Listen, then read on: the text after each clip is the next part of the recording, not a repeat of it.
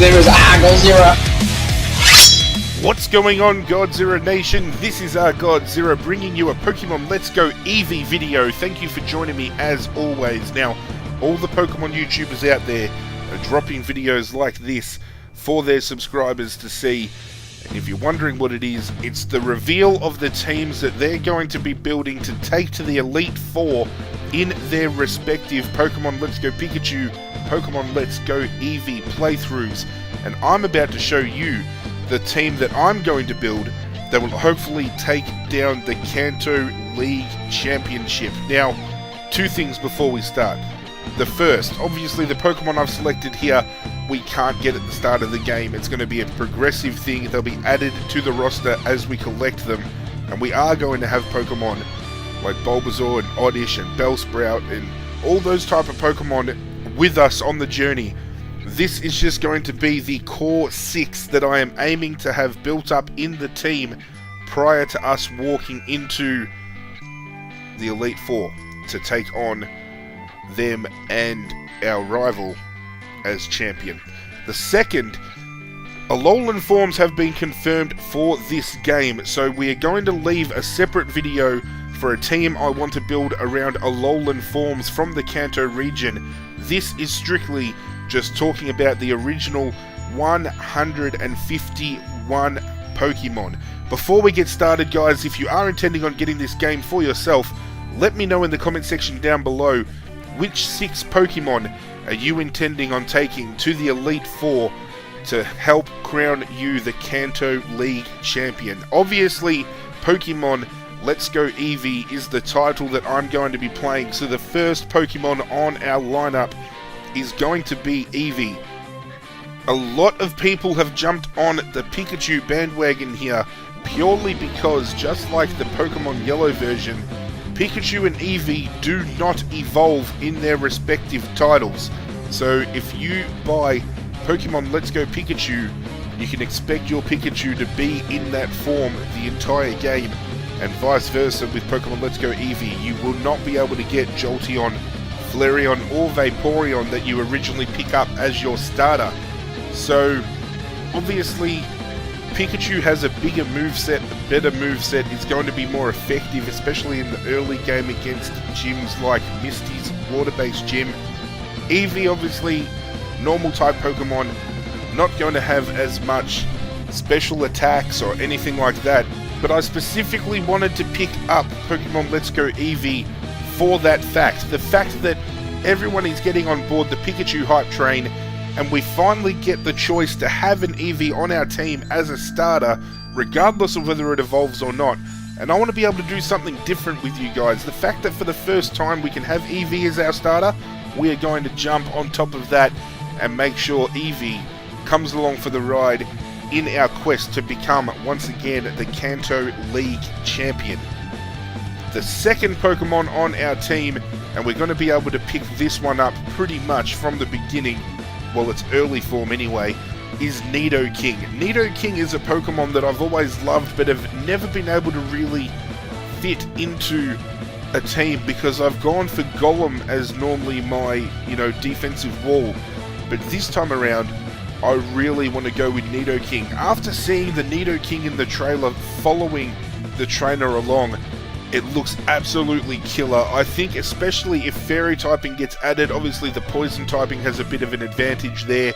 So going in with a dual ground Poison type that can learn a couple of fighting moves, I think we have a Pokemon that's got a good move pool that we can get some really damaging movesets set up and help us on our way to becoming champion. The third Pokemon, I don't know at what point we are going to be able to pick this one up, but we are going with Blastoise. As you would know if you do follow the channel, Squirtle is one of my all-time favourite starter Pokemon. I am a Gen 1er at heart, and Charmander, Bulbasaur, Squirtle will always have a special place when it comes to Pokemon with myself, especially Squirtle. And the fact that they have recently announced that Mega Evolution is going to be in this game, you better believe our Blastoise is going to be a Mega Blastoise, especially if we can get a move like Ice Beam or Blizzard going, Mega Evolve, And those Dragon-type Pokemon waiting for us at the end of the Elite Four aren't going to stand a chance.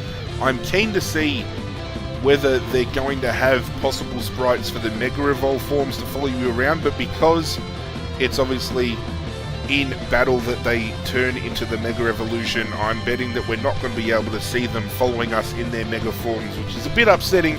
Could be a little bit more dynamic if they could implement that in some way, but having a Blastoise following me around nonetheless is going to be absolutely great, and I cannot wait to add Squirtle to our lineup.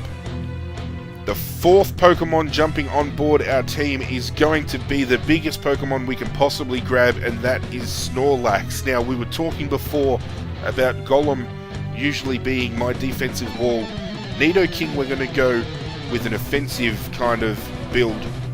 We're going to go all-out defensive wall with Snorlax. He is going to be able to chew up a lot of attacks, especially if we bump his special defense. He can just chew everything, and the fact that we can use overpowered moves like Psychic on a Snorlax is absolutely insane. For those of you who haven't played Gen 1, Psychic moves and Psychic Pokemon in general were absolutely OP. The fact that we can have a Pokemon that absorbs so much damage but then has access to moves that deals so much damage, it is the perfect combination. I can't wait to see how Snorlax looks following the trainer, because the one thing they've finally got right is the size differential between Pokemon. Obviously in the past, Onix has always looked like the same size as a standard size Pokemon when it comes to the battles. This time around, Onix is an absolute beast of a thing, and you can see the actual size difference when it comes to the Pokemon. Snorlax, by none, is the biggest Pokemon in the Kanto region, and I can't wait to see how they've developed him and are going to work him into the game, you know, and the way he moves around and everything else. Whether, you know, he even, you know, here's something I just thought of. Imagine your Snorlax was following you, and then all of a sudden, because it is the lazy Pokemon, it just fell to the ground and started sleeping and didn't move. And then you'd have to play your Pokeflute again in order to wake it back up. That is actually pretty dope. I just thought of that just now. That's pretty insane, but I don't think that's something they'd go with. But hey, Pokemon, if you're listening, just something maybe for the future right there. Anyway, Pokemon number 5, moving on, is going to be Arcanine. The Growlithe Arcanine build has always been one of my favourite Pokemon builds of all time, and I can't pass up the opportunity of being able to get on the back of Arcanine, especially that they've shown that the mounts are available and certain Pokemon can be ridden.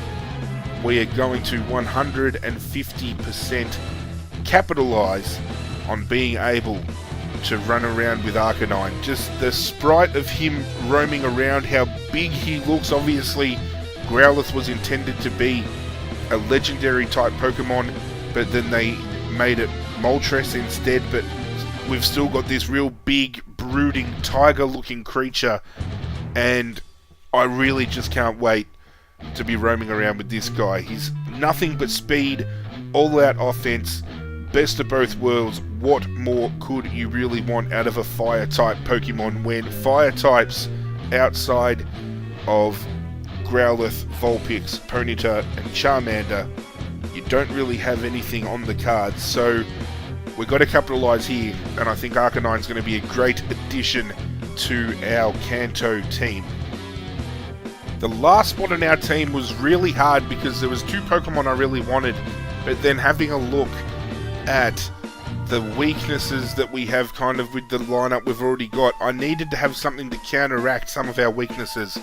So Gengar just misses out. However, Gengar will be a Pokemon that I have in my playthrough. If it's at the expense of somebody else, I'm not too sure, but Gengar gets an honourable mention and quite possibly will end up in my lineup at some point. I might do a little bit of strategically moving around, but the official 6th slot is my Pikachu counter. Obviously, not having Pikachu in the team takes away someone that has access to a lot of electric type moves that can be very damaging to both flying and water types. But we have the perfect counter, and we are going to be bringing in Jolteon. Now, I'm hoping Eevee is be able, we can find wild Eevee out there, amongst the grass, because if we can't evolve our Eevee that we get as a starter, I don't know how Jolteon, Flareon and Vaporeon come into the mix. But the fact that Jolteon is nothing but speed, obviously it ups our chances of critical hits. Has a decent electric move pool. We can use things like Thunder and Thunderbolt, do some absolute damage. Plus it knows some other moves that we can really take advantage of as well. That is going to take spot number 6, but if it's not the case of being able to find wild Eevee, then it's going to be Gengar. That's why I've included the both of them here, because I'm not sure really how the mechanics of the game are going to work. But we will soon find out, because we are not far away from being able to get our hands on this game. So there you have it, Godzilla Nation. There is my lineup for our Pokemon Let's Go Eevee playthrough. As I said in the beginning, if you yourself are looking at grabbing this game, let me know in the comment section down below what 6 Pokemon will be comprising your team. I will put my Nintendo Switch ID down below so you can add me on the Switch as well, so when the game comes out we can battle each other, we can run around with each other, we can have a bit of fun, because that's what Pokemon's all about, and that's what we're all about here on the channel as well. Thank you for joining me for this video, guys. I hope you did enjoy it. As I said, next week will be our Pokemon Let's Go Eevee Alolan team. We might see a couple of familiar faces out of this one, but the fact that Alolan forms could potentially be in this game, we have to have a backup just in case. And I think we'll then compare the 2 teams I've chosen and see which team wins out. Thank you for joining me as always, guys. If you did enjoy this, please leave a thumbs up to show your support. If you are new to the channel, plenty of other stuff to go check out. Always remember, every Monday is Poke Monday.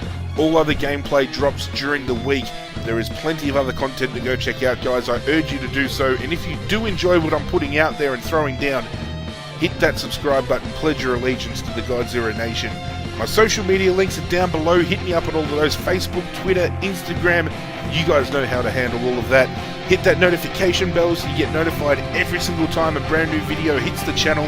But that's it from me, guys. I'm out of here, and as always, I will catch you guys next time.